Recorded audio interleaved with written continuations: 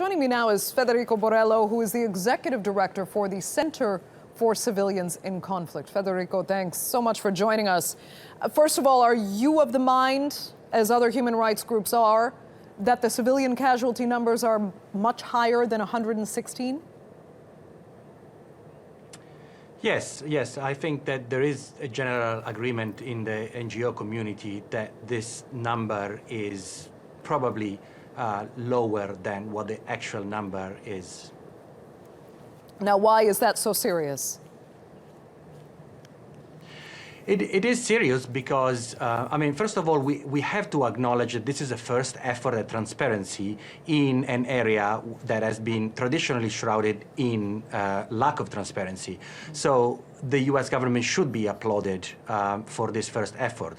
However, because the numbers that the US government released were aggregated numbers, it didn't really clarify how many civilians were killed in Yemen, in Pakistan, or in Somalia, and in which cases it is very difficult for external observers to really get a sense of to fact check these numbers.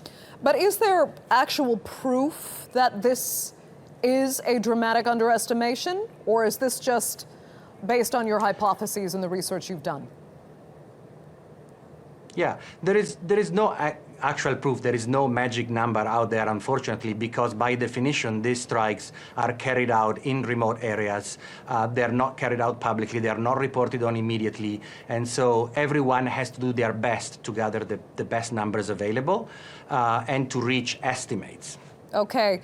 The U.S. could argue, though, that these are war zones where the U.S. is actually offering military assistance via unmanned aircraft, and that civilian casualties are a sad fact of war.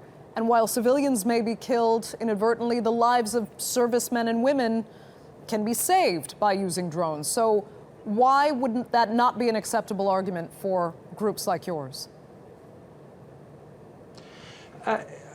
So international humanitarian law does not require that civilians, zero civilian casualties. It is true that, sadly, civilian casualties are a consequence of war, but what groups like mine say is that there are policies and processes that are available to military forces like the US military and others that can dramatically reduce civilian casualties, whether this is through the use of drones or on the regular battlefields through airstrikes or regular force-to-force combat.